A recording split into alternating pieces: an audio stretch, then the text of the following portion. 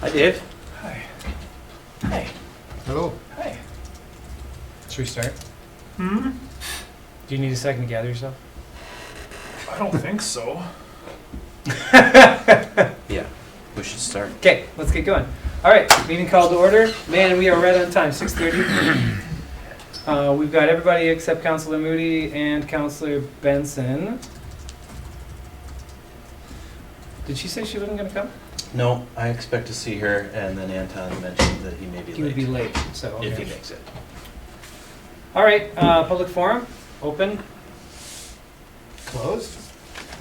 Moving on to the consent agenda. Consent agenda has the typical 3 items. Unless there is something that someone would like to pull from the consent agenda for consideration, is there a motion to approve the consent agenda? Also move. Second. Move and second. Any further discussion? All in favor? Aye. Okay, that carries. So, moving right along. Public Work Facility Project. Okay, so we have some memos from McGough Construction. And I believe this is probably Tracy. Is that you, Tracy? Your timing is perfect, Perfect, exactly. because we just got to the business tonight.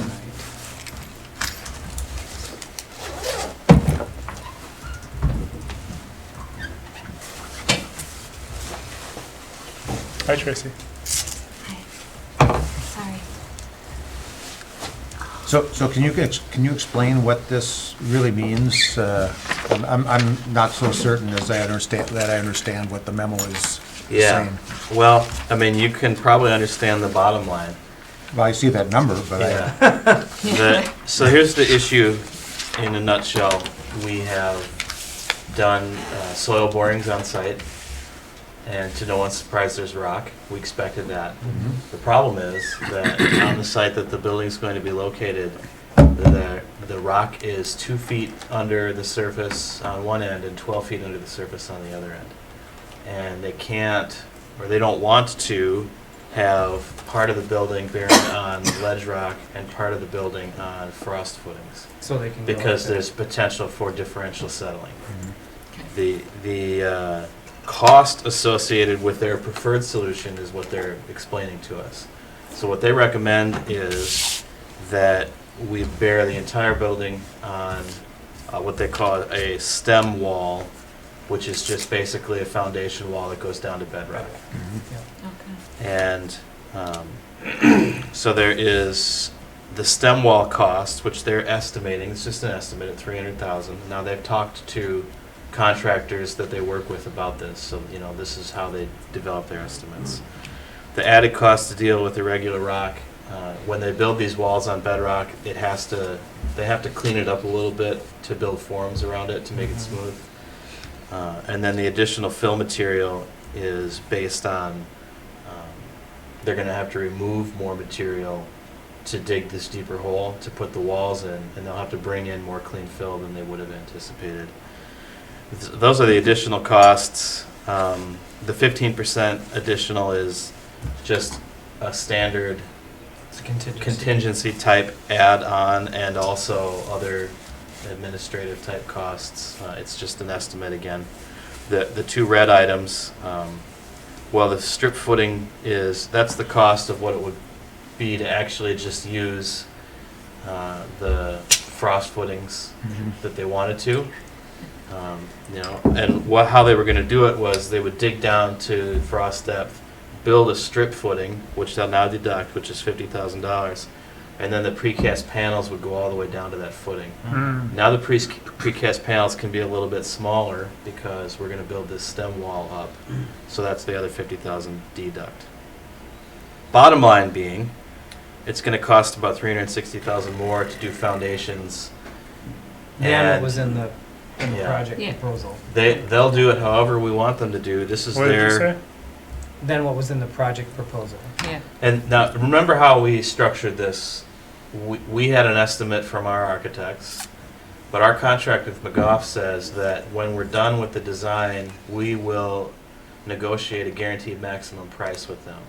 So throughout the design process, they've been updating their cost estimates, and now it's quite a bit higher than it was when we started. I don't have a good number for you. This is a significant chunk, and in particular, I wanted to bring this to you because next meeting, we'll probably be talking about bidding for the panels. They need to be ordered early. We wanted to do that in February. And so if we have an issue with this plan and we want to try and do something different, then we have to figure that out quickly because we need to order these panels in order to get them in time to do construction this year.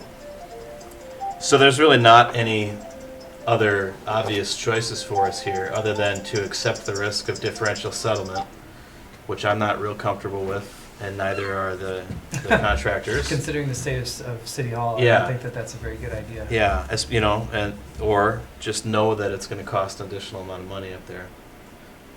But it'll be rock solid. So this price is a maximum price? It's not. Not It's, fixed. it's We an haven't estimate. negotiated- We haven't negotiated that yet. So it's an estimate. It's the estimate that they'll use when they offer us what they think the maximum building price is going to be. Mhm. It's based on their expertise and what it costs to build these things, and they're talking with contractors about the design. So if it costs less than this, That's good. we will pay less? We will pay less. This work will be bid out, Mhm. like all the work in the project, and whatever the bid that we accept costs is what we'll pay. Mhm. And when all of those things are added up to a grand total, if it exceeds the guaranteed maximum price, then we won't have to pay past that guaranteed maximum price. With the soil borings that they did, are they pretty confident that bedrock is, if it goes from 2 feet to 12 feet, that's a uniform Oh, slope? no. Or do Absolutely do not. they know So they in only enough ordered enough new- detail to be confident of that $300,000 number? I mean, that's, They're making some assumptions. I mean, Mhm. we did a few dozen holes, and quite a few around where the building is, but you just never know, right? Right. You don't up there. So there's a pattern Mhm. that it's not a straight line. It's a little wavy, but it seems to indicate that the rock is here on one side and it's here on the other, and you can assume that it goes in between. But we know that when you dig, you're going to find something you didn't expect, Mhm. which is really one of the reasons, one of the bigger reasons for the contingency that we have in our estimate as well. So they did have some discussion about, is there an alternative location for the building Right. that we could do.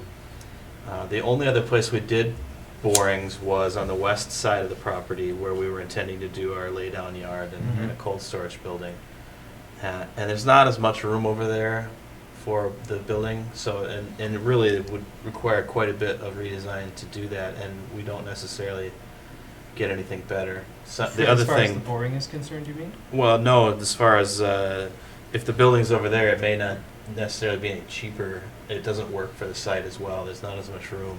And we still So- don't know what's underneath it. Yeah, so it's not a good enough option for us to stop this plan, move it over, and do another one. The other things that they talked about were, well, what if we brought in more fill and just raised the whole building up and build it on footings? On frost footings? Yeah, and I mean, we could still say we want to learn more about that. This is a lot of fill, though, to take this building and raise it another 4 or 5 feet. Is that's how deep the frost it'd- footings were gonna go Yeah, it'd have to originally? be below the Yeah. frost line. Mhm. Frost line's what, 5, 6 feet up here? probably 60 inches, probably. Yeah, probably closer to 5 feet. So, So then you're saying the building in theory could be 4 or 5 feet above? well, we would bring in fill to make it make the gradual. ground Elevate. higher. All the way around? Yeah. Which Okay. is, that's a lot of fill. It's Yeah. a lot of fill, And and then, so and then you're building the whole building on fill material, which is an issue in itself. yeah. you know. So it's not a good solution there either. We probably don't save them any money, and then it's still. So this is just kind of we're learning things about it as we get closer into the design and we do some investigation. This one's significant enough to bring forward. Well, I'd like, you guys have more building experience than I do, but I'd like to think that these people have even more building experience. So I'm assuming this is technical enough that they have given us their best solution. I mean, you just presented a few other options or paths to go. That they discussed, yeah. Yeah, but so I'd like to think this was the most intelligent option. Is that the way to view this? It is, and it's McGough's opinion based on a conversation with the engineer testers that did the soil borings in their soil boring report, a conversation with the architects, and a conversation with the civil engineers at LHB that talk about soils and footings and all that. It's kind of a collaboration, and they think this is probably what we should do. Okay. I'm disappointed that no one saw this coming, and that it increases our estimate by, Yeah. I mean, I thought that was I thought that was a large factor in our decision, that people that's are based- aware of the soil types and the bedrock issues up here, and then that was a consideration into what they, that was expected. And so I'm pretty disappointed that it wasn't expected, or how was this not expected? Yeah. Understandably. And It's talking 10%, 10% increase. Or so. Well, not so much anymore. Well, I think we're still looking at it as a project that's gonna be around for a long time. If we're looking at a 40-year project, I mean, it's a big expense, but these things are expensive. And if we're gonna do it and do it right, and it's gonna last, and we're not gonna be rebuilding it in 20 years, then Yeah. we need to make sure we do what we need to do to make sure it stands, and,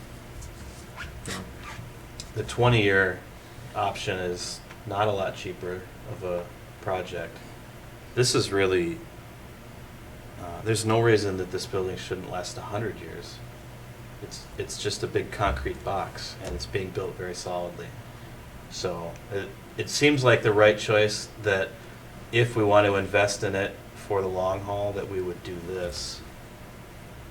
And if we don't want to invest that much in it, then we probably need to reconsider the construction type. Well, I We've think already I'll- had that conversation. Yeah, and so I'm not suggesting that. I'm just thinking this is still. So, Yeah, it's disappointing that. well, there's was been- there any explanation how this was not foreseen? I mean, how they didn't expect there to be bedrock variations, or you mean how they assumed that they could get away with the strip footing, like a frost footing? or yeah, just how was this overlooked? Was there any discussion about that? No, I mean they have some assumptions on things until we go out and test. We didn't have any soil borings on this property. That's one of the steps in the design process. Until you have that data, you don't really know what's going to happen. It's possible that this is just a big chunk of what was already built into the project as contingency that we just used up. We don't know that, and I wouldn't recommend that we make that assumption, because we're still pretty early here. But there are going to be other things that come up too that maybe we would have liked someone to have assumed. But Well, here's That's here's a way to look that at was my this. that was my next question. Is like I was trying to think ahead of what else might come up yeah, aside from what's under the ground. And Well, I can't this think of is- anything, but I didn't think of this. what's under But, the ground is still the we did biggest think of risk. this. Even after this soil boring Yeah. report, it's still the biggest risk Right. because we haven't dug it up yet. Right. Yeah. And so yeah, we're not done. Here's a way to look at this. I think a way to look at this is that the other site location that we had considered in the business development park had $900,000 worth of fill and grade involved in it, and that was an estimate. Because that didn't have any soil borings done there either. So any place that we're going to be digging a hole up here to put in foundation footings, we're going to be running into some sort of a problem. I agree with you, Dave. I think that it's really unfortunate that this wasn't initially anticipated in the initial proposal. But we also have to understand that there's this is exceptional. Like this area is exceptional when it comes for foundation work.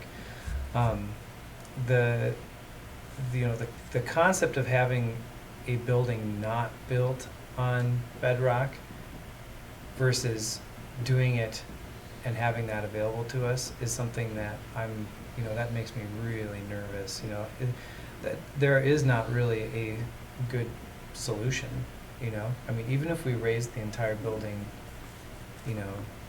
well, I guess we'd have to raise it 3 feet any way you look at it, because you gotta make that short side deep enough. I think that if we're gonna have this building for a really long time, and Grand Marais has a tendency to hold on to things for a while, I think it's worth the investment to make sure that that building isn't gonna budge. I mean, because City Hall is built on a terrible foundation, and we see it every day. When we can't shut doors, and when the windows leak, and when the roof leaks, and all that sort of stuff, and things just decide they're gonna take a step, a half an inch to the left. So I mean, for me, I think it's unfortunate, but I think that it's something we can work with.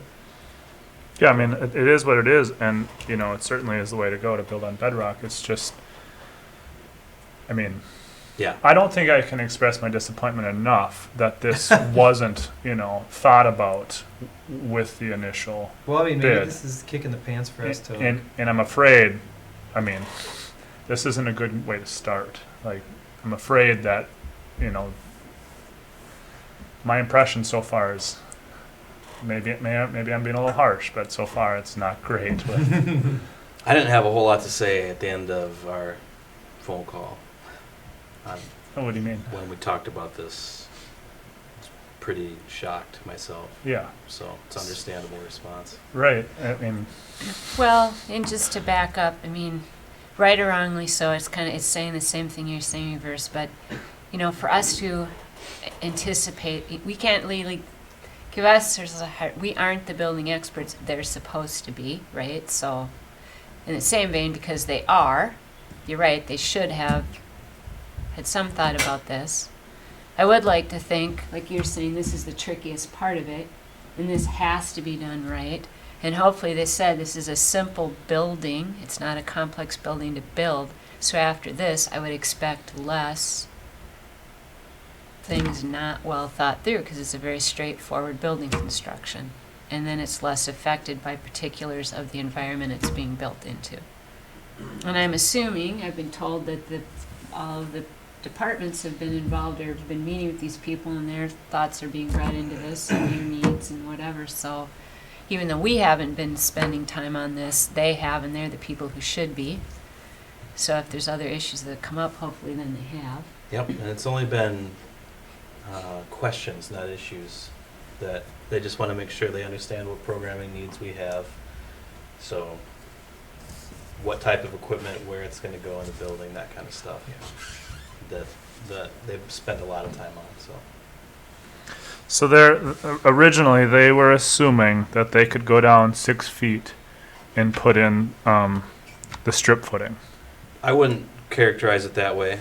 I would say originally they gave an estimate of what it costs to build a building this size with this type of construction technique, but they don't go into a lot of detail about what they're going to have to do until they get a soil report.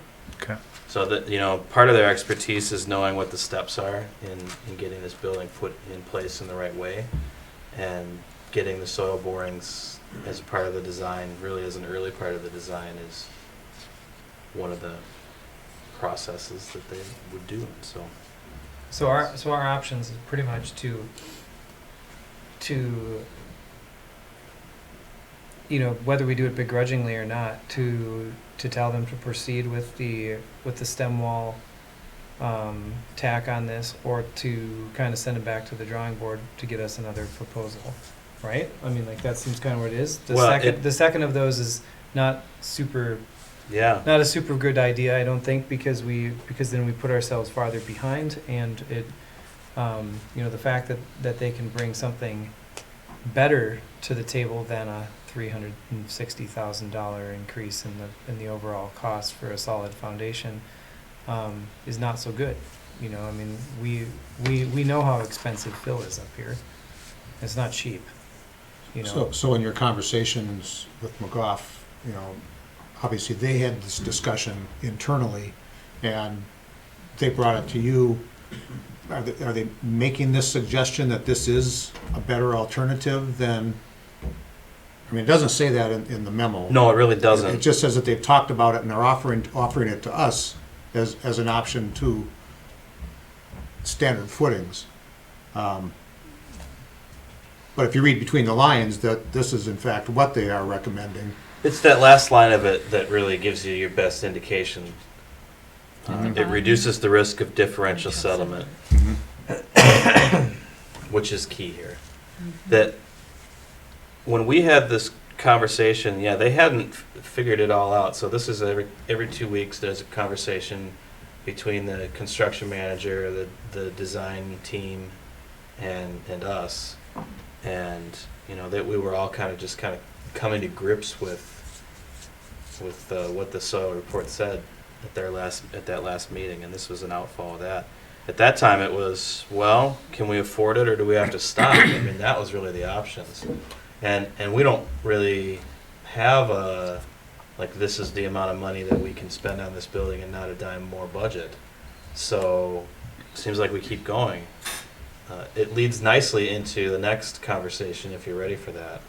Are we ready for that? I wasn't quite ready. What do we need to do with this? You don't have to do anything other than know that it's occurring Okay. and understand that it's going to have an effect on the budget.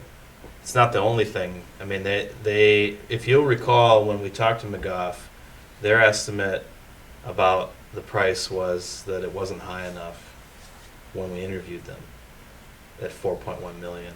So I'm sure that when the design gets done, it's going to be north of 5 million. What they're going to recommend the not to exceed cost be. So Yeah, and they have that, there's that tug because, if Yeah. it exceeds it, so they're going to go on the, yeah, there's that check and They need the to cover their balancing own. of it. Yeah. They need to cover So- themselves, yeah. yeah. That and I mean I don't know what else. That's what I would expect as well. Mm-hmm. As long as we understand where all the numbers are and we've made sure that everything we want is included in those numbers, then that's how this works. So you kind of expect we're going to meet somewhere in the middle because it could flip either direction advantageous for us or, they can't lose either, so.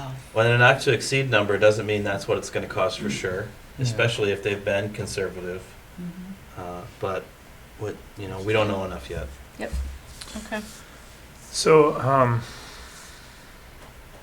just so I understand more better, the stem walls are cast in place on the strip or on the bedrock, Mm-hmm. and that goes up to a certain level, Mm-hmm. and then the prefab concrete comes in and sits on top of that. Is that Yeah. right? Why not have the prefab go all the way down to ish to the bedrock? Well, we don't know. We don't know What how that- long, what yeah, it what it is, is. right? Okay. We And they need to need get to it- order we that need to ahead order of it time. now. Okay. Yeah. Yeah. That's incredibly cheaper though. Incredibly less expensive. It's Well, I Okay. assume that they have thought about that, but I'll ask them to be sure. Like, is there a way to maximize the size of these panels to build less wall? that I guys. have a feeling that their answer is going to be that the precast wall panels they're designed to be put a certain distance above grade. So I like. They were with going the to bury seams- them all the way to the footing. Oh yeah. Yeah. So it's not an issue that they can't be in the ground. They can. I think the only issue is they have to They know don't know. exactly how big Yeah. they need to be, Yeah, and we there need to you know go. that in a few Yeah. weeks. Which might be hard. Okay. This gives you more flexibility of how to know Right. that, which could be really, and certainly this time of year, Yeah. you're not going to get that answer. Nope. No. So, when do they have to be ordered by? You need to go digging, Dave? Well, that's Pretty what I was like. soon. It would save us. It could potentially save us a lot of money if we just had someone start digging. Don't you think? Dave, The for sooner, what- the sooner for we what kn- purpose? I No, mean, to I don't know, think. to know what we're getting into. The sooner you know where the rock level is, the sooner we're gonna know. Well, I think we know the high point of the rock level, and that's kind of the kicker. Is if we know the high level of the rock point, then we can set a height on the walls of the building, and I think that's the push to get this approved or to get this understood, is that then they can actually size the panels according to where the foundations actually are going to be located at. Right. I actually think it would be incredibly expensive to try and dig Now. all the way around right now. Yeah. So I don't think it would save us any money. Sure. Probably spend more money on that than you'd save. You'd have to buy like 2 or 3 excavators because you'd rip them apart. Well, I mean, you got to get through that frost, which is pretty deep at this point. Huh.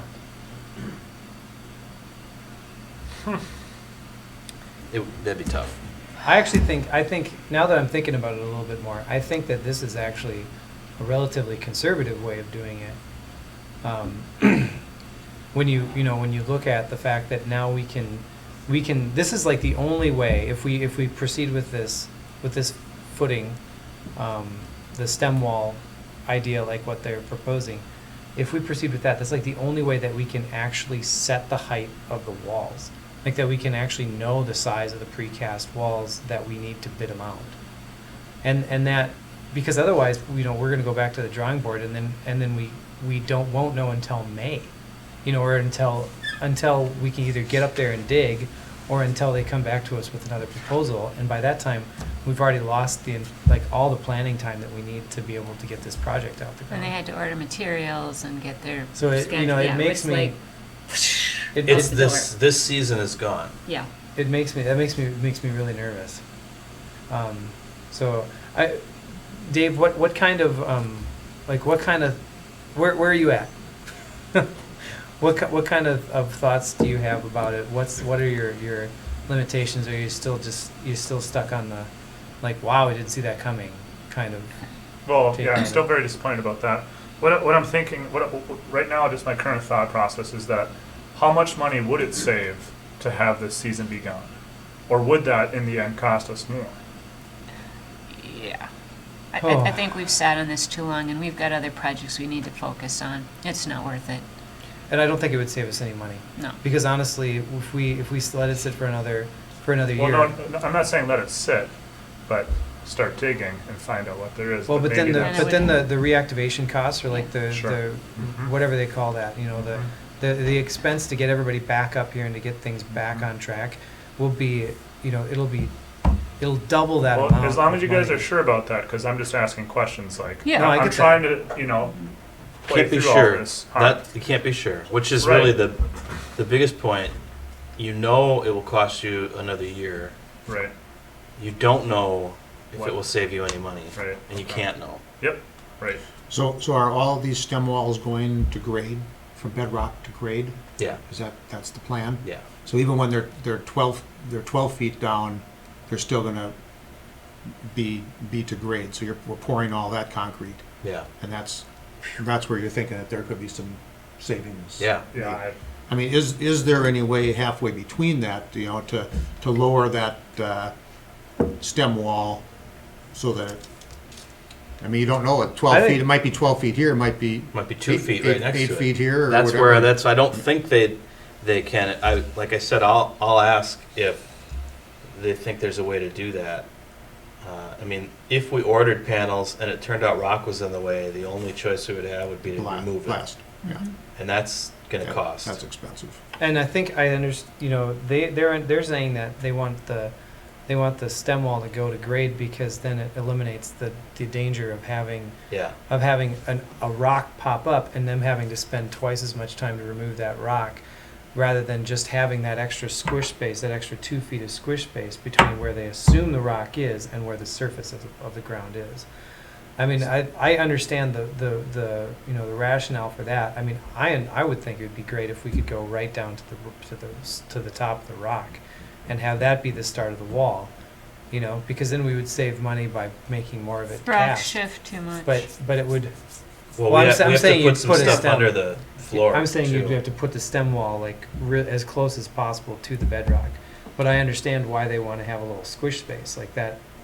I think that makes a lot of sense. And I have no Otherwise we get concept stuck. about blasting, but it would be more than $300,000, I'm assuming. Well, we'd have to get a specialist up here to do it. If we wanted to blast away rock and then have, instead of fill, for instance, so that we could put a frost footing all the way around, yeah, I think that would cost. Significantly more. It'd be quite a 4th of July party. Right. Well, The radio station would still be there. yeah, and just, to bounce some ideas, also, I guess I'm assuming, these panels are made to order, but it's most cost effective to have them all be the same. No, Oh, it's not? not at all. Ah, okay, They're not all the same. okay. They're individually designed, Each panel is. each panel, and that's Okay. not a problem. They can build them all completely different. That doesn't cost any more or less.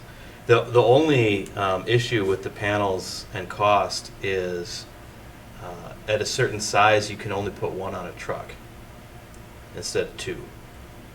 And so that actually is something that they haven't necessarily thought through fully yet. Potentially, these panels now can go more to a truck than they were going to before, and that could save some transportation costs. Because we're pouring more concrete than we were before. Yeah.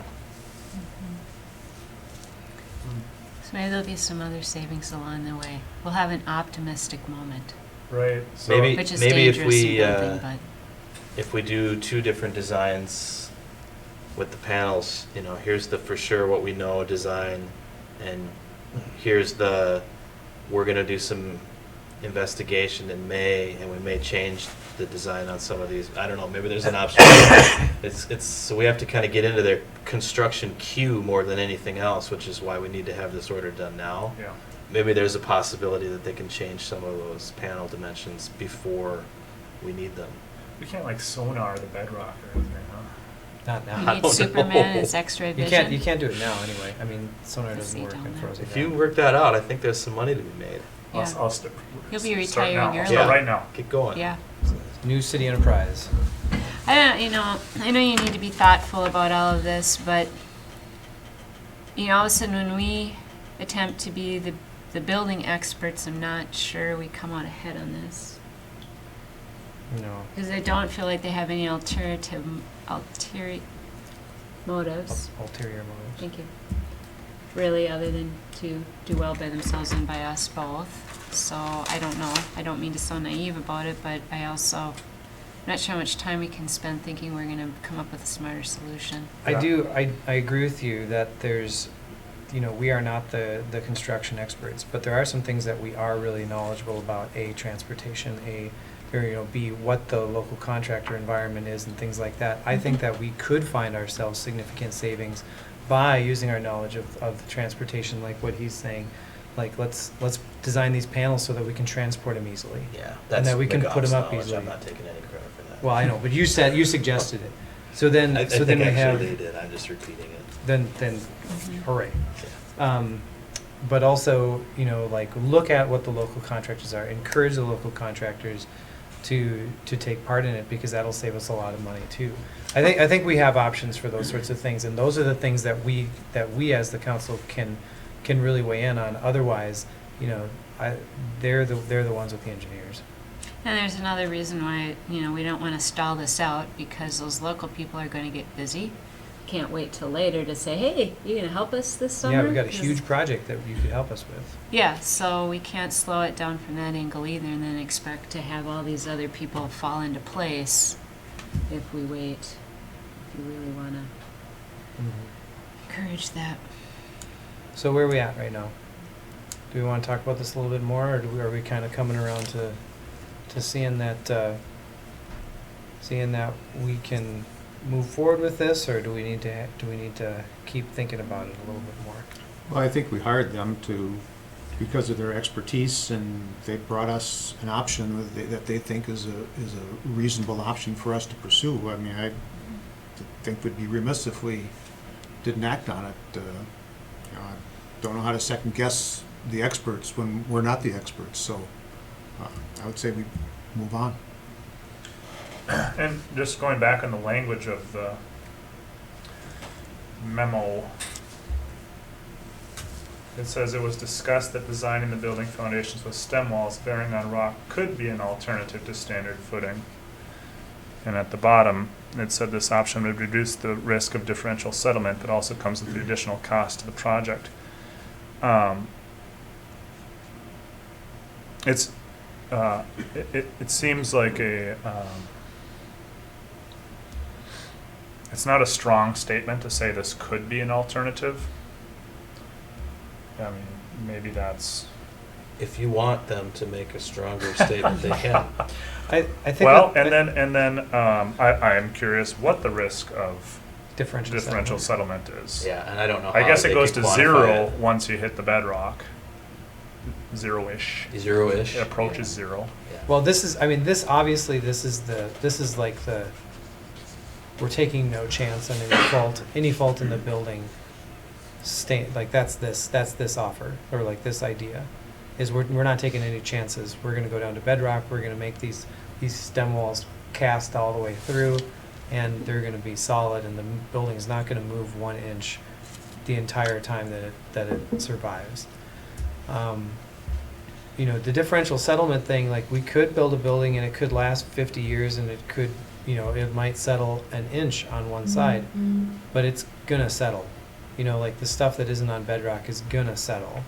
We just, like the soil type that we have up here moves when it gets frost in it. I can ask them to Um, give you an assessment of that if you want. I can't imagine that they can do that with any level of confidence. I think we've seen it in their streets. Yeah, that's I just mean, a it's question. obvious I think, everywhere I think it's real we go. important to understand the situation as much as possible, especially when you have Mhm. an increase as significant as this. You know, Mhm, that's I why I'm agree. asking all these questions and bouncing ideas around. I'm not saying we shouldn't do this. I just think it's worthwhile to understand it as much as we can. Yeah. I Um, guess, And that's why I was talking about a year later, because if it saves us $300,000,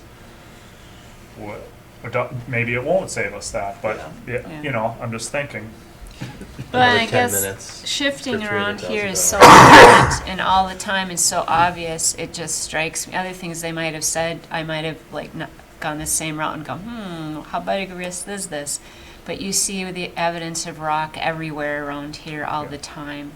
And, you know, I think of all the construction work that's even been done on city streets, and you still watch the heaving and the shifting. I mean, it's just a really hard thing to. Yeah. Mother Nature's busy everywhere, and You do bring up an interesting point though, Dave, of, you know, what, you know, this option would reduce the risk of differential settlement, and then, you know, could be a alternative to standard footings.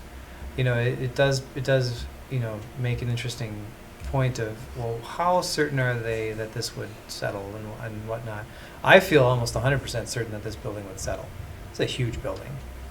Like, if we don't put good foundations in the ground, this thing's gonna be all wonky. And so, but I'm not an engineer.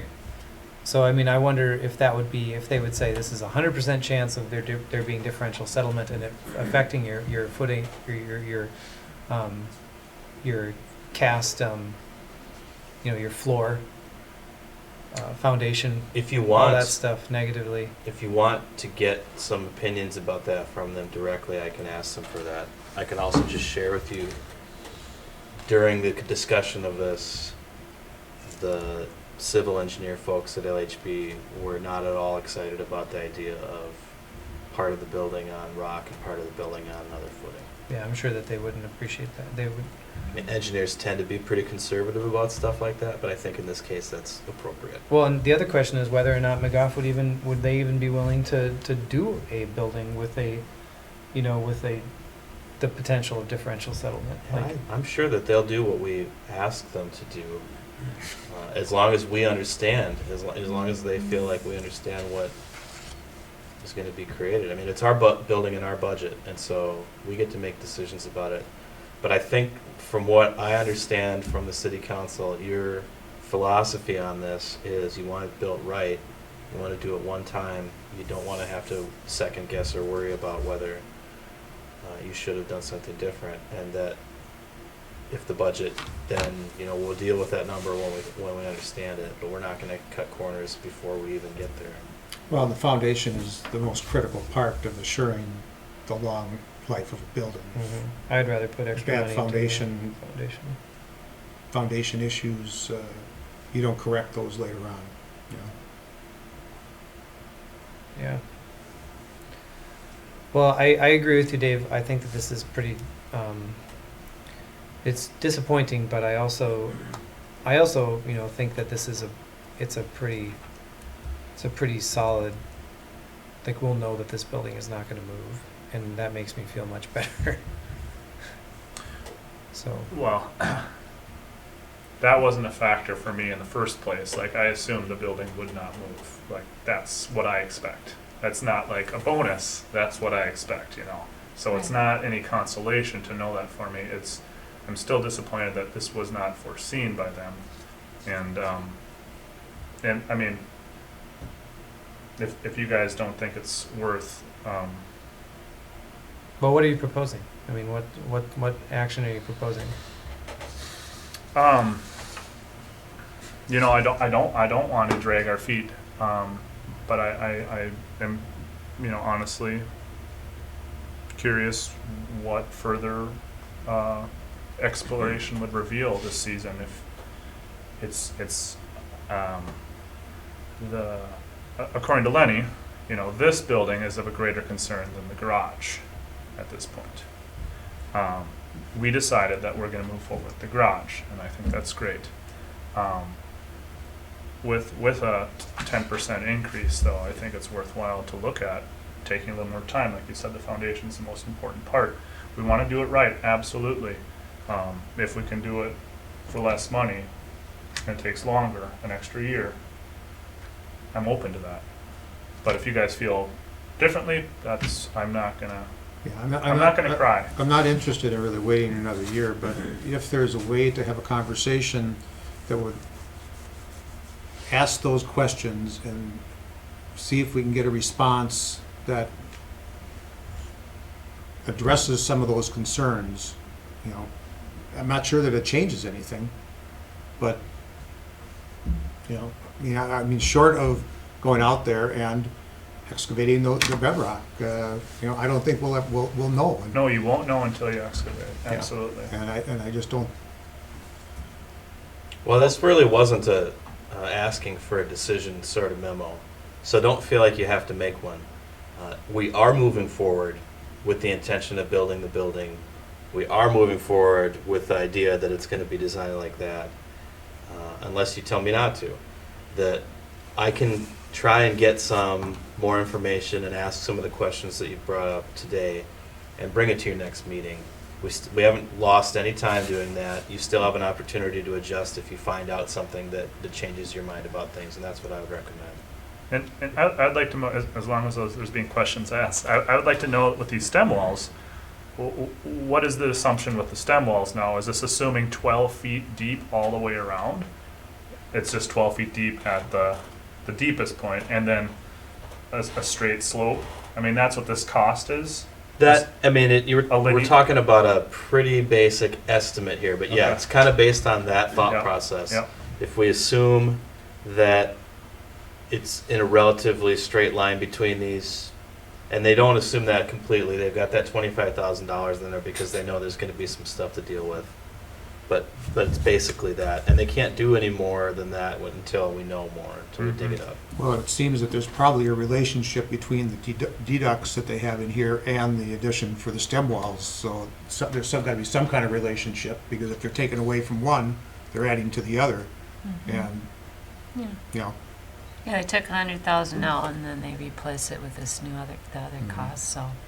Yeah, I mean, there's no reason we can't get a little bit more detail about just how they came to this decision, and do they really feel it is the best alternative? I mean, just maybe the way they express themselves, but if you push them, they may say, well, it's just one idea, we could do something else too, or they'll say, no, this is the best option, and this is why. I mean, unless you already know that.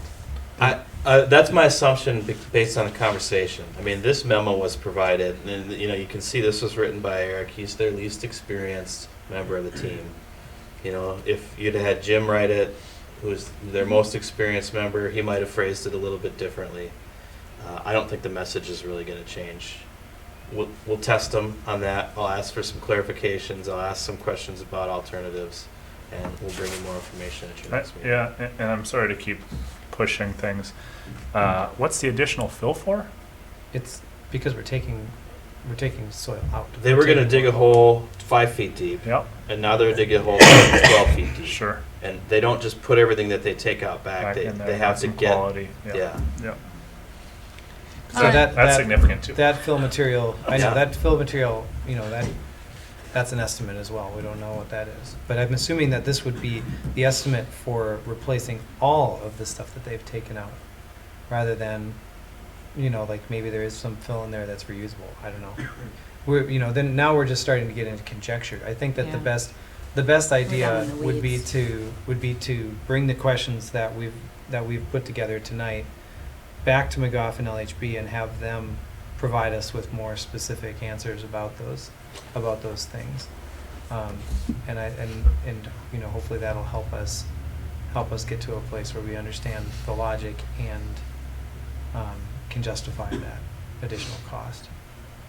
Does that sound like kind of a winner?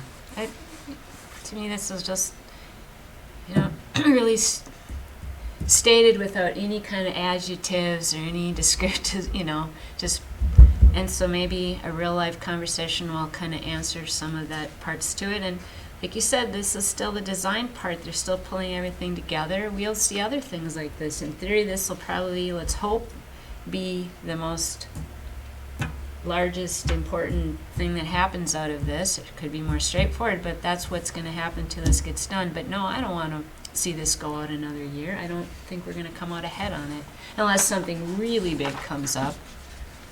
Really big. Can you quantify that?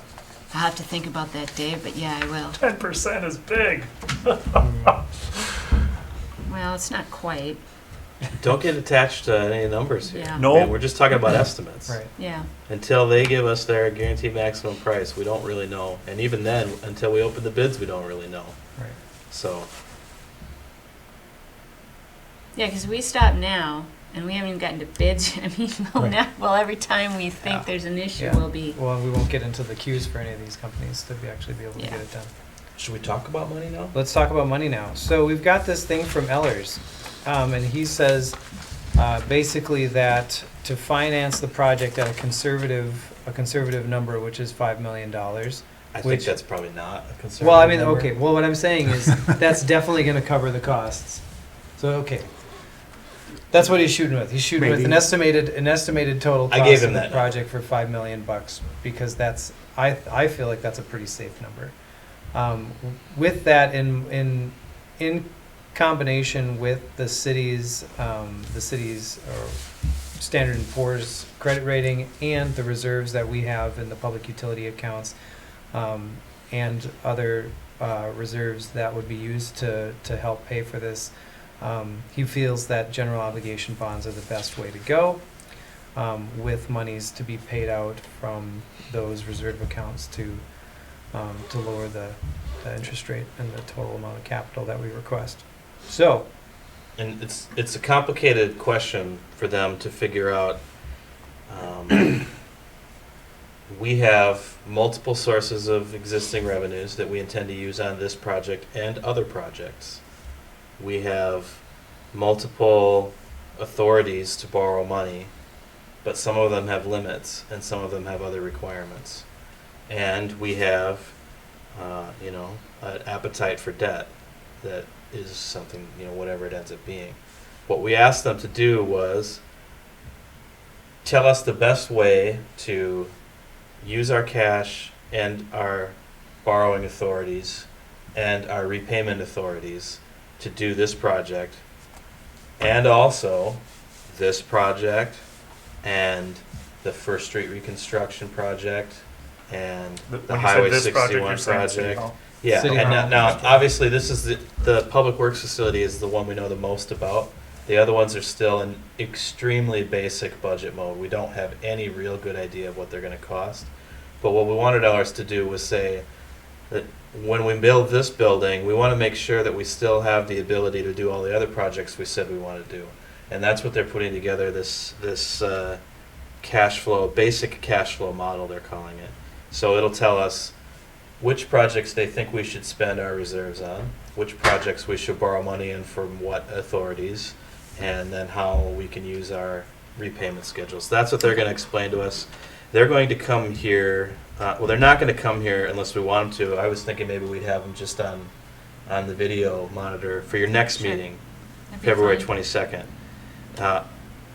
They are making an assumption that we're going to use what's called the Capital Improvement Bonding Authority to do this project, at least some portion of it, and maybe we'll save some of that to do another project as well. The trigger for us to be able to do that is we have to have a public hearing on our capital improvement plan. And so they're saying, if we held that public hearing on March 8th, then on April 12th, we would schedule the bidding for the bonds that are necessary for this project, and then in early May, we would do the closing and actually have the proceeds. So that's the schedule that they're recommending that we follow, and so that we'll have the money to pay for this project. So it's just for your information, so you know how this is gonna go.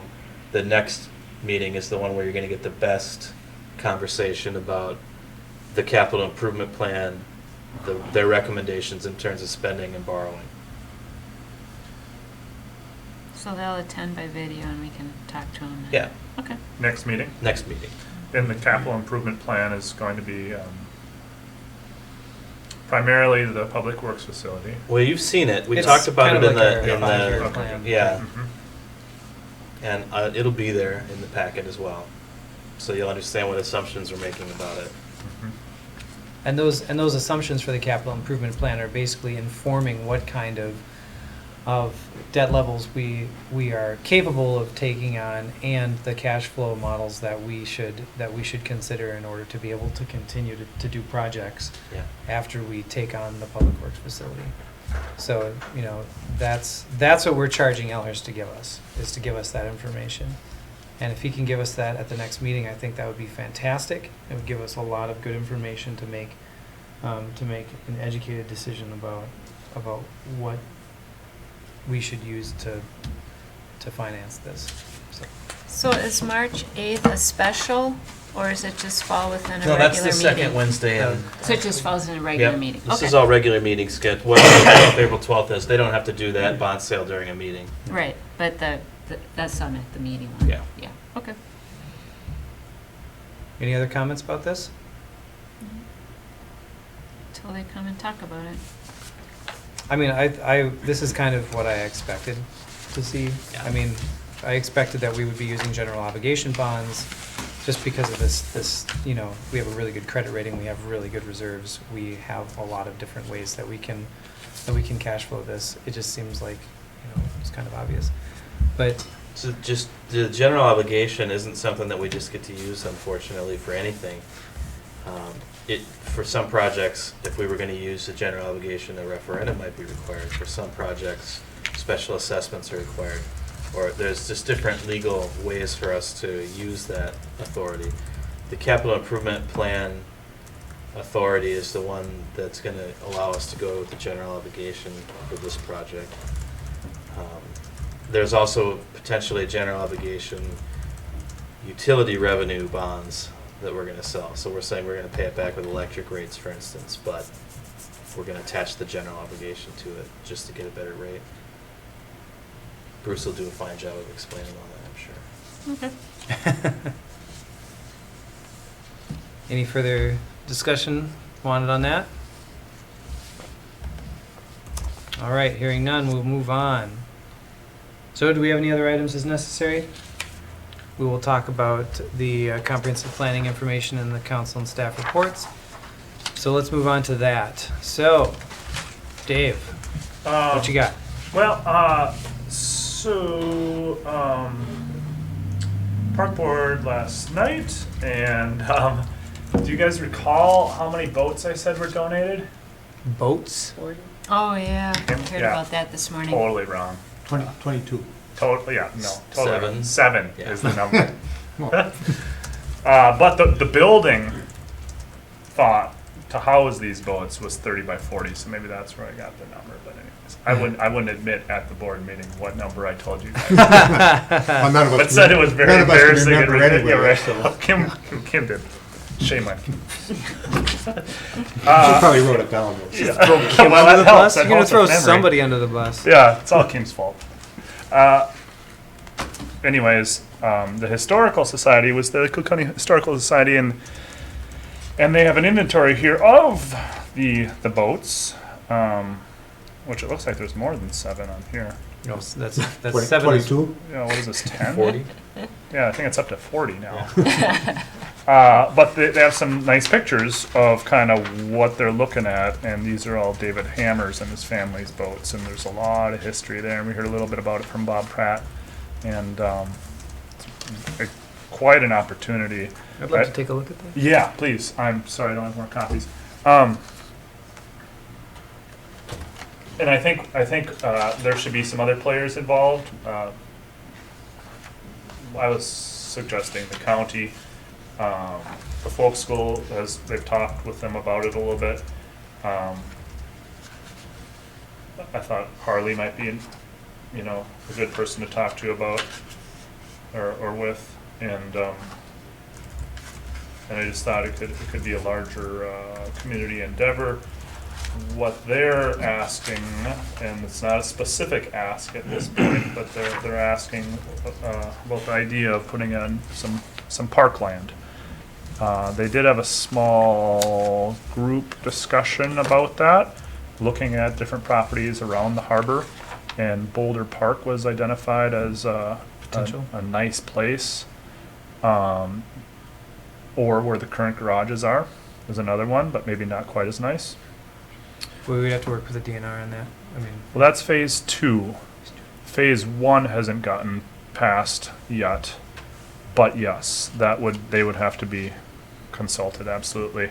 I mentioned the building just east of the Bill Valley, the metal building, where they had those sailing, there wasn't a whole lot of excitement there, and it's not right in the harbor. And the ownership, I think, is Best Western at this point. And then I was also curious about somehow incorporating this with the marina, but the marina is a development that's so far out that it's maybe not practical either. But if it could be done in conjunction with some public restrooms, Boulder Park could be a really great. are they bringing anything to the table on this, like with this, as far as? Well, like, this is at the table now, and well, I that's know about the it. boats, but as far as the building of the structure and that sort of thing. Yep, we'd have some partnership, possibly with the folk school if they wanted to do some sort of anniversary project. Bathrooms in North House. David Hammer, I guess, has a bunch of trees for potential timbers. I don't know if Doesn't that's necessarily mean that they'd be any cheaper. it would just be a neat grouping, a neat way to have things done. And the historical society is saying that they would be the ones who would manage and oversee this project, or this, I this. think that's a little too far down the road. museum. Yeah, in terms of detail that's this not at point. all. I'm trying to understand where they're coming from, because generally if you, like, this sounds like it could be a pretty big project. Yep. So far, all they're saying is we have these boats. And what kind of timing are they thinking of? Not a real fast timeline, but the hope is that it's just things get moving. Moving in a particular direction. Yeah, movement is good. Timeline is not established.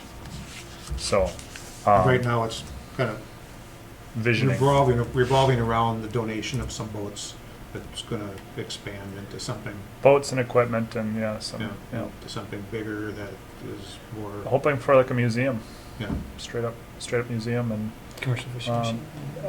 well, they shied away from that term. Because Just that's in Knudsen or Tofty. Tofty, yeah. So I suggested a non-commercial fishing museum, but they didn't like that either. I'm sure somebody will come up with a good name. after there's more of a project. Yeah. Yeah. Yeah, and there's just, I mean, I guess, the Historical Society has some other needs as well. So if it can be incorporated into this project, great. I mean, who knows if they have other funding sources that would be helpful, but if we can work together and we want bathrooms built, and this seems like a great asset for a community, and it's a real true history of the community, that there's a fair amount of enthusiasm in the park board. Well, that's pretty cool. I mean, it's cool that they're enthusiastic about a project like this. I mean, Mm-hmm. it's a fun part of the history of the city. Yes. Yep. So that's about that, I guess. So this is under the leadership of the Historical Society, and they're the ones that are gonna kind of pursue approaching the park board about possible park locations for this. But they're the driver of this. They're not expecting the Parks Department to take this thing over as a, Not at this point. Okay. Yeah, they're the driver at this point. Yeah. They're the ones kind of trying to get this rolling, and Mhm. they're hoping to have some partnerships. So I think the big incentive is that if there's a possibility of park land.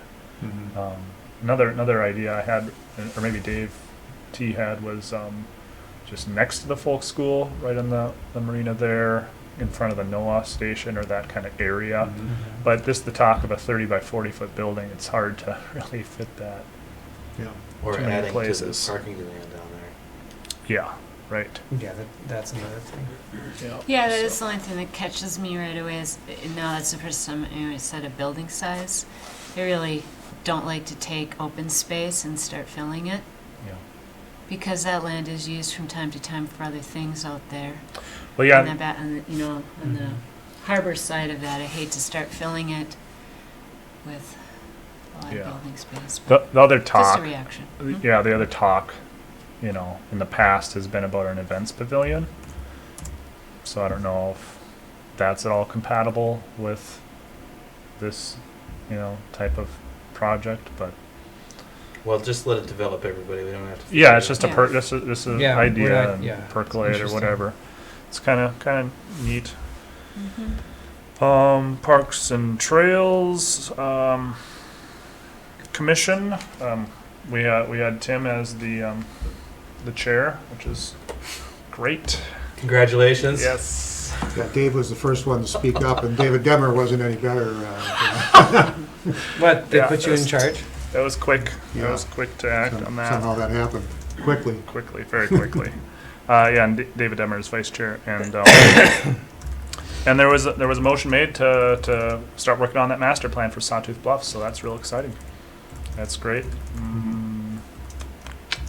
That is. The other Yeah. the other part of that too. The other thing we talked about was the possibility of doing some kind of an economic impact study of the value of trails and what kind of economic asset they are.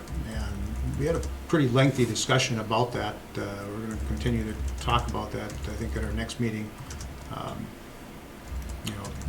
This had been talked about earlier on when the steering committee was working with the planning process, and David Demmer was, in charge. And what we suggested was that this shouldn't be a commission-driven thing, but more of a community-driven idea, and that we needed to get more involvement of the business community and CCVB and Chamber and those organizations that have a direct economic attachment to the parks and trails in the county.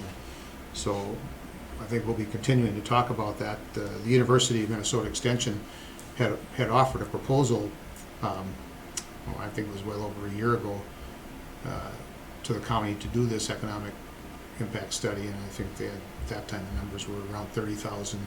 Meeting last week, the numbers tossed around were around 35,000, and now it's suggested that maybe those numbers are not that high. I mean,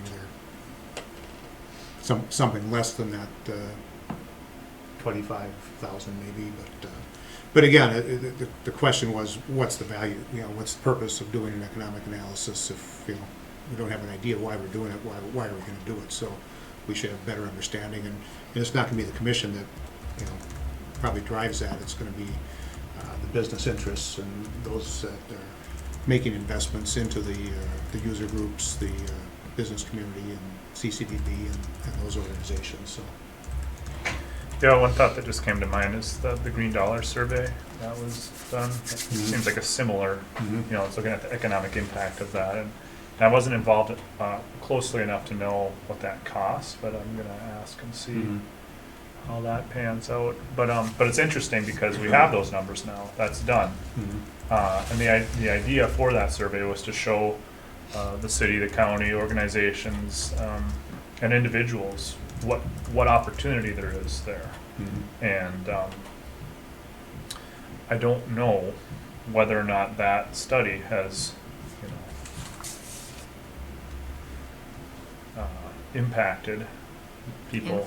Influenced. Thank you. Opportunities, whether or not to take them. So it's just interesting if that trails would, if it helps us get money, great, we should do that. If not, then, we don't need to do that maybe, but. Yeah, I think that was all I had. Missed a meeting. So Put that in the report. That's it? I'll think of something later. Okay.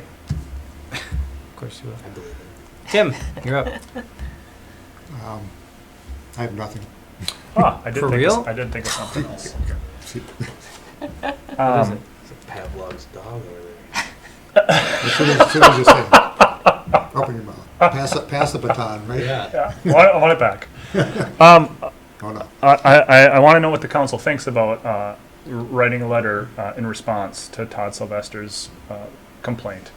I think we should address this, and I did go through the videos and relived it all, and I really don't have any concern about how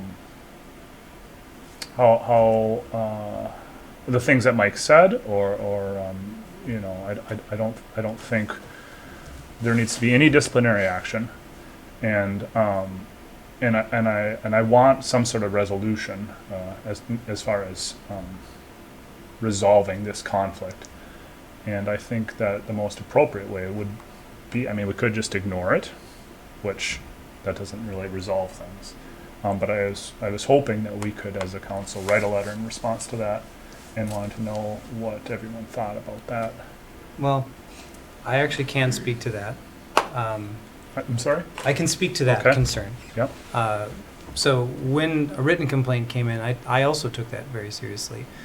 And I didn't know what the procedure was to deal with something like that. I don't Right. think that the city has necessarily a procedure to deal with that, so I spent some time looking into it, and I too reviewed the videos. I also interviewed the commissioners that were at the meeting that was in question, and I came up with two things.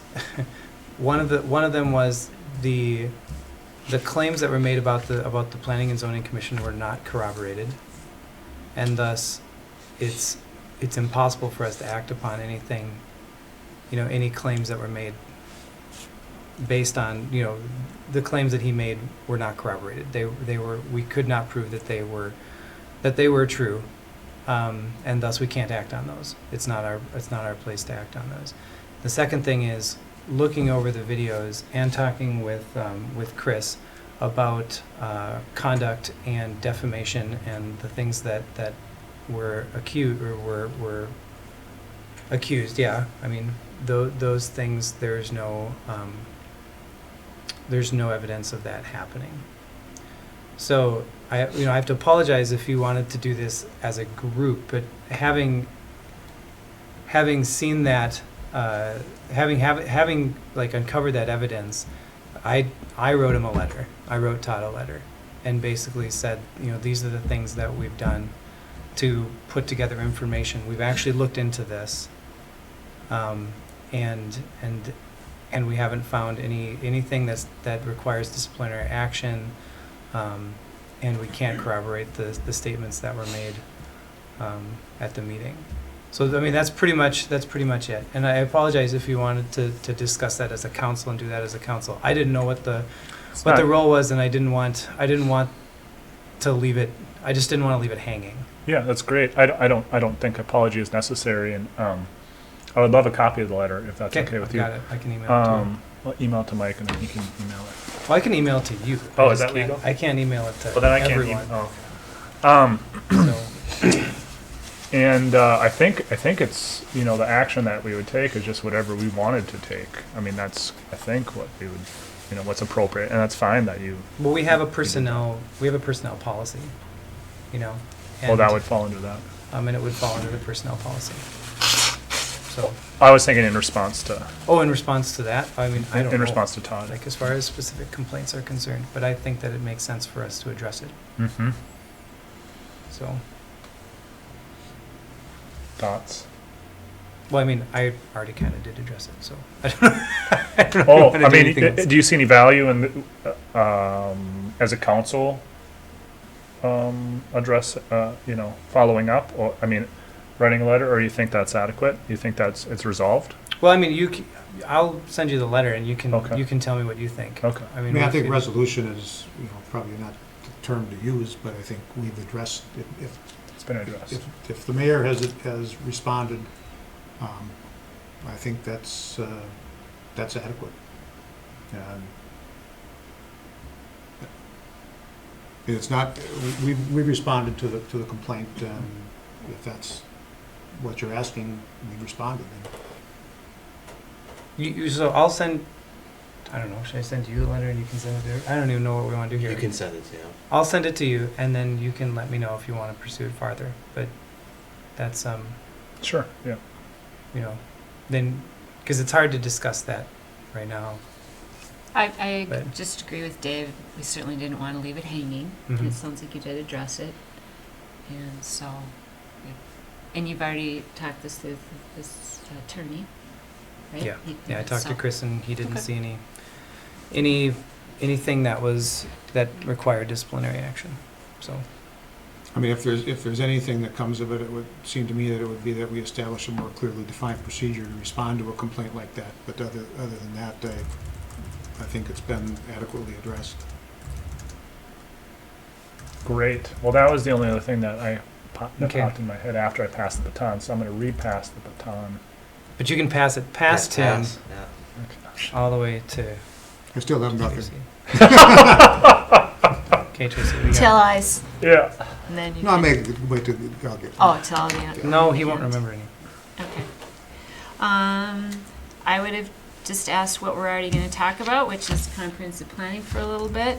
And I had heard Dave this morning on the radio, because I was there, talking about this plan with the boats, and that's been in my head for a while now, that if North House wants to give us a gift, I was going to throw that out, that, gee, you could help with the bathroom design and in some way, shape, or form, and rather sit on this since it's already in process, a thought to it. It would certainly be something I'd like to see happen sooner rather than later, of some nature, whether it involves them or not. And I know we're not going to spend in the details on this whole boat concept or something, but I'd just say that I wouldn't want bathrooms to be delayed over a long-range project like that. That's it. So you're saying don't delay bathrooms for the boathouse project. Right. I think they have a real immediate need. I've been hearing again already, what are you going to do about bathrooms for this summer? Why is this not an issue that we are not discussing again? And we really need to. And get it I to the think- forefront again. Yeah, I mean, I think it'd be it could be up to us how quickly the boat thing moves as well, even though they're presenting with this. If we say, yeah, do Boulder Park, go, I think they could be pretty quick about getting that. But yes, I agree with you, we should not delay bathrooms. Yeah, I actually think the conversation about the museum is a real opportunity to further the conversation about public restrooms. I agree. That it could be a help to it more I than see it would be some- a hindrance to it. See some great synchronicity opportunities there. But this is well, looks great, but projects like this can take a adds. while, especially when you're dealing with people's personal things that have a lot of meaning to them. It won't be a slam dunk project deal. But to me, bathrooms should be a conversation that we really focus on again. And do something, maybe not even all of what we could potentially do, but get something, one of them moved forward. That was it. When do you, how would you like to move the bathroom idea forward? Like- I'd like to start thinking about making some plans that we actually take action on. Yeah. There's all sorts of So we can things start that we brainstorming options for like where, how, that kind of a thing. Yeah, it's something. I mean, maybe we come up with a plan that's bigger than able to implement all like right now, but some parts of it, depending on how it unfolds. Maybe we decide it's a couple different locations of smaller. Okay, let's find one of them and act on it. Maybe, well, okay, so for instance, this was tossed around that there may be some workings going on the Highway 61 side of the land space that holds Java Moose and the Harbor Inn. Is there maybe some options with some of that land that sits there? I mean, What- right I'm in the sorry? corner there? No, In between? Like the harbor inn's east backyard side. you're talking Thank about? you. Yeah, I mean, I'm just Right totally behind the law building? brainstorming at this point. Pardon? Right behind the law Like building? that triangular piece that's adjacent to Highway 61, between Highway 61 and Harbor. By the, across from the Dairy Queen. Gotcha. Yeah, I'm totally brainstorming. Okay, I'm just like Yeah. totally, but Yeah. we still have, how much time have we invested having, and maybe we have, I mean, it's a question, with the empty lot between the Blue Water and, Lang's lot? There's that sort of a, I don't know. Oh, Even if it's a leasing thing, just something. I mean, I just think we need to, Well, I think Sit we down should, and- I think you're onto something. I think that we need to put down all of our options. Yeah. What are our options? And then we can start looking at what the restrictions for each of those places are. Because then we can at least get some concept of like, what's the best case scenario for doing this? Because right now we have a lot of this anecdotal information and floating around in our heads. But we haven't actually sat down and said, well, if we wanted to put bathrooms, in Lang's lot there, what would that mean? What would that look like? Well, it would look like we'd have to build it. And Yeah. we'd have to, either buy or lease the land. What are other options? Our other options are, we got this space here, we got this space here. It's not that hard to, downtown isn't that big. We can isolate the locations where there's open space and that we could do something like this, or collaborations. yeah. So if we're gonna do something like that, then I think really we should do it outside of a council meeting and have a workshop. Yeah, I and- agree. and sit down with information in front of us and really address that singular issue and try to come up with some direction. Mhm. Yeah. Yep. how does that look for you, Mike? Peachy.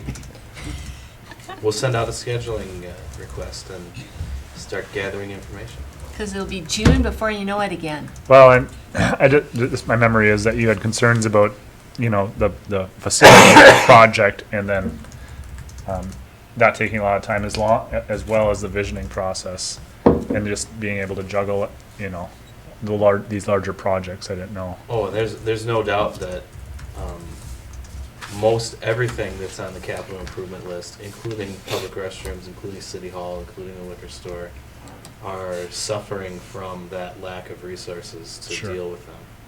And it's, Time, resources. we'll do what we can, but Sure. you're the ones that get to decide what the priorities are and which we work on and which we don't, so. Mhm.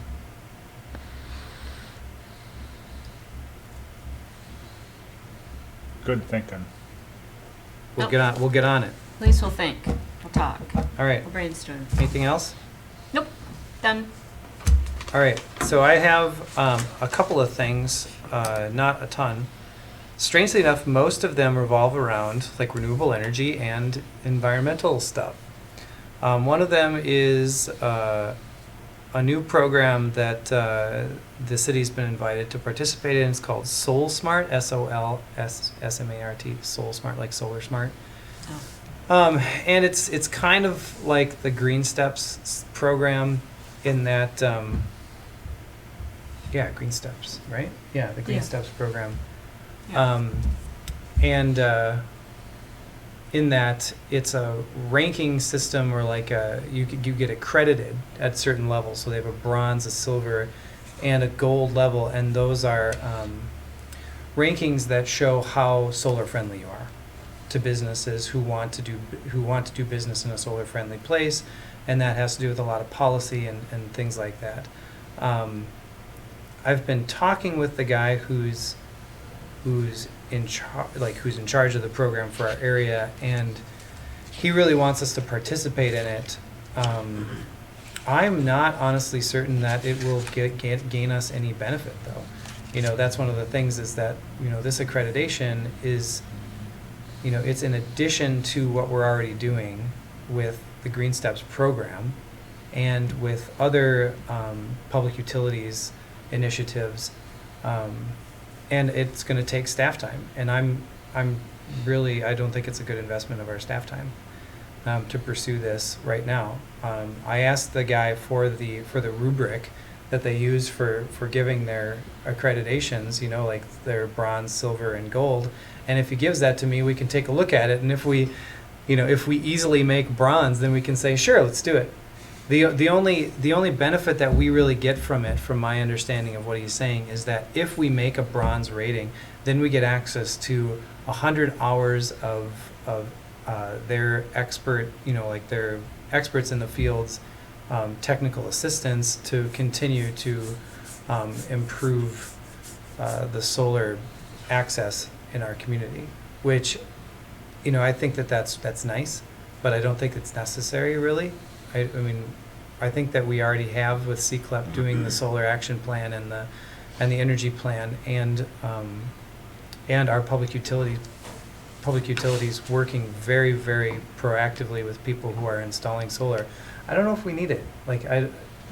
It's just another one of those things that sure would be nice, but I don't know if we need to do it. So, if you want, I can bring more information to the meetings about it. Otherwise, I might just keep learning more about it, and if something really piques my interest about it, then I'll have Mike put it on the agenda.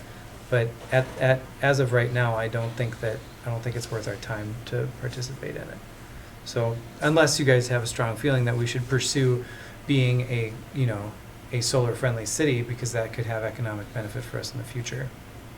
I mean, the program doesn't maybe really- at some point in the future, it might make sense. I think that as we start to evaluate, how solar might be integrated through our public utilities and that, but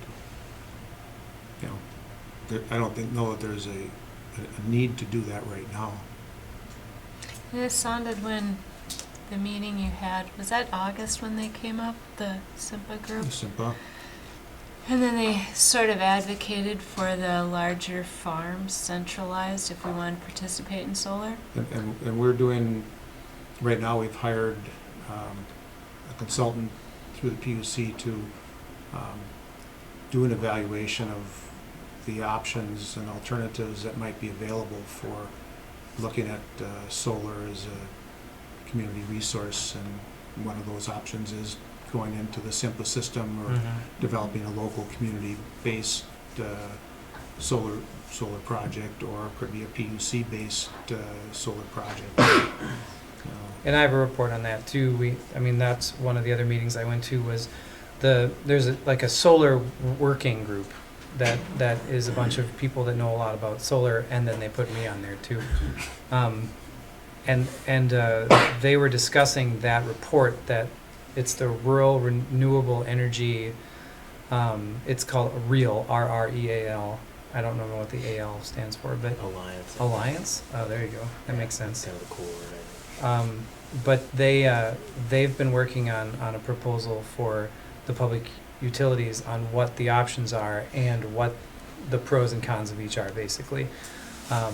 And, one of the problems that we're gonna continuously face is how do we put some kind of community solar project together and have it be the size that we need it to be. And that's really the challenge that we're giving to Real, to show that, or have them show us, how can we do this and have it be cost effective? Because there are very real economics that are in play here, and if we can produce the electricity for less than what SIMPA sells it for, then we can make money on it.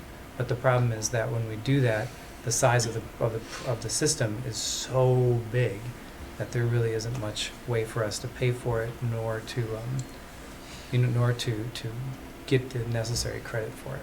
That's the problem. And that's what I kind of, from that conversation, was the fact that we're too small to try to do this of any real size on our own. And almost a cost-effective way would be to join a larger project, unless an individual business, the co-op or what you've done, wants to do that. But it seems as a community, I'm not sure we come out at this point. Yeah, I think when you're talking strictly economics, that's probably the case, and we'll probably get better information about that with the completion of the study. But obviously the issue of solar is much more than just the economics. It has to do about the larger issue of global warming and social responses to that. And if you look at it from just the economic standpoint, maybe we'd make one decision. If you look at it from other standpoints, we might make a different decision, and that's hopefully we'll get some ideas.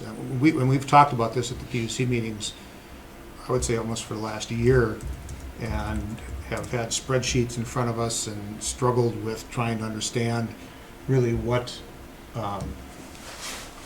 to really do with the information we have. And so finally, I think having somebody that's an expert give us that analysis and helping us kind of wade through that may benefit our decision making. So then circling back to your thing, Jay, it sounds like there's so many other involved parties helping us talk about these topics. Maybe this isn't quite what we need right now, this project. The Souls. community, the Soul Smart thing. Yeah. Yeah, I mean that's also part of it, is that we don't have. I don't think right now we're at a place where this is really going to benefit us. One of the things that their 100 hours of community expert, of solar expert time that we would get if we qualified as a bronze. One of the things that would really help us with is that would help us when we get through the comprehensive planning process, and if in the comprehensive planning process people identify that environmental protection and renewable energy is something that we really should prioritize as one of the values of our community, then I think it's time for us to look back into that, because their experts can help us draft policy language that will reflect that value. Mm-hmm. And so I'm not thinking that it's a time for us to do that. The other thing that goes along with that is the Green Corps volunteer. The Minnesota Pollution Control Agency has this annual program that they have, the Green Corps. I bring it up just about every year that when the applications open. The applications are open, and so I was going to bring it up and be like, hey, you guys want to apply for a Green Corps intern? But what I actually think we need to do, instead of applying for a Green Corps intern, is I think that we need to, we're already enrolled in the Green Steps program. We're a step 2 city. There are 4 steps. I don't think there are any cities in the state that are 4th step. There are a bunch of them that are 3, and more of them are getting there all the time, because they're actually putting renewable energy and most importantly efficiency into their buildings and into their operations. I think that it would make way more sense for us to consider appointing someone from the community as a Green Steps coordinator, and that would that position would be a volunteer position, and they would have the ability to look through where the city is at for Green Steps and then make recommendations of us for low-hanging fruit and things that we could do to continue to improve in that program. Are you suggesting Tim should be there? Second. Is the chair? No. I'm going under the table now. Have you had that conversation at CCLEP at all? That conversation has happened at CCLEP. And has anybody stepped up and said, I'd be willing to do this? There is a young person in the community who, he works at the school sometimes as a sub, but he has worked with doing REAP audits in the past, energy audits in the past, and has worked, I think his college major had something to do with renewable energy or with ecological assessment. And when I wrote in my last blog about this concept of a green steps coordinator, he contacted me and said I would be interested in being considered for that before it even existed. So I mean, I feel like we could potentially have a community member who is interested in doing this, and it could help us in that program. And we've been in that program for several years now. So instead of adding in another program, I think we should probably see what, maybe we've plateaued in the Green Steps program. We won't know until we have somebody actually take a look at it. Right now, George Wilkes is the Green Steps coordinator for the city, because we had to have Resigned. I one. think he just stepped down. He just stepped down, right? So now there's an opening for that. But I make it's- a motion to appoint that young sub to. his name is Shane Steele. Mr. Oh! I know Shane. Yeah, he's great. I know his folks. Oh, really? Is that a second? Well, I don't know, guys. Oh. I don't know if we want to vote on this right now, or if we want to actually have a conversation about what the Green Steps coordinator looks like. I would like to see what the program will So, really involve. so like, let's maybe we can put that on a future agenda to discuss a Green Steps coordinator. We can put together some information about what that program looks like, what the coordinator's role looks like, and then if we would like to continue with that, then we can consider, advertising for candidates. Because I feel like if we're going to have a position like that for the community, we should advertise for a position. We should, so that everyone has the opportunity to put their name in if they feel strongly about that. So, sound kosher? Yes. Just background, Shane spent a year or two at Wolf Ridge Environmental Learning Center as well. So he Yeah, does Shane have that was kind of he was a naturalist at Wolf Ridge for 2 years, so as well. So those things, apart from lots of conversations around the community about the housing project and the public works facility, that's all that I have. So you also, to continue the conversation and to transition a little bit towards Mike, you received the email that had the summary of the visioning materials. So I don't know if you want to go through those, or if I should go through those. Well, or if they're just for your what they are. information. I actually wasn't intending to go through them at all. I mean, I think it it was- specifically said we weren't going to talk As about a it matter any of fact, further. I did say Yeah. that. Yeah, but that was a little tongue in cheek because I did the fact that we wouldn't. But it was informative to know where those sessions took place and which ones were used and to just get a feel for Yeah. how the process went. Part of this is it's been our vision to create good documentation of the process. Mhm. That'll be one of the products. And so here's kind of a piece of it that anyone will be able to go back 5 years from now and say, oh yeah, this is who they talked to. And there'll be even more documentation about what those people said. And the next step is then to come back with information that they've. Their intention is to have value and vision statements drafted by the end of the month. Now, this is kind of from the consultant, and so there'll be a vetting process after that for the community to think about and deliberate. But they're going to take those comments and Yeah. all the information that they've received Yes. and try to digest that into what Yes. they perceive as being kind of a Yes. generalized vision, so that we have something then to respond to. And what Give us that. I've asked them to do is make sure that they let us know if and when there are decisions to be made, because I would think that any decisions we made here by the council, and also to make sure that they create some way for the steering committee, the council, and the public to know kind of how the sausage is being made. Mhm. How are they evaluating the data, and even make the data available so that anyone who wants to dig in there can look and see it in its raw form. That's what they're working on. And sometime in the next couple weeks, we'll figure out how to give you access to the data in its raw form, and then by the end of the month, they'll have those drafts for us to start thinking about. And I'll just draw your attention to this sheet, last bullet item. At one of the sessions, I really encouraged them to get formal comment from our various nonprofits. I think it's a really good way to measure priorities and values of this community because that's where people are investing their time and energies. And it'd be nice to know some basic stats. A lot of that could be things they have to provide anyways when they apply for grants. It shouldn't be difficult, but it would be nice. I think it'd be a really good way to measure things that are important to our community, and to see the level of involvement that people are giving, what areas are they being involved in, and also identify needs in our community pretty clearly. It's not that we are the people who champion run with a lot of those things, but I think it sets up to know, helps us set our priorities at, what do we help support? And what do our people think are important, our citizens, because that's where they're putting their time and effort. So it would be nice to have one format that they fill out so we get generally the same kinds of information back from these various nonprofit groups that really help our community shine and be something special.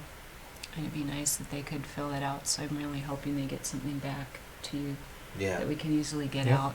We've had 2 conversations about that, and the last one, I think I shared with them kind of exactly what your vision is of that there's one format that they all respond the same way to so that we can use their answers together. Part of the question is timing of that, and not like when are they going to have time to do it, but at what part of the process does it fit in the best? And there's kind of a decision to be made about that. At this point, it's not likely that we would use that to inform the vision and value statement, but rather we would use that to inform the next level of the comprehensive plan, which is more about what are the areas that we think are important, like the topics, the chapter headings, so to speak. And it really would be a great tool to help us then figure out what are we going to do about it, because it's always been more of a what's the community already doing about it to me than what's the city going to do differently about it in the future. So I think it's a really good tool to help us with that. That's what I got. Anything else? All right, we're adjourned. 8:07. Have a good night. Thanks, Chris. Chris.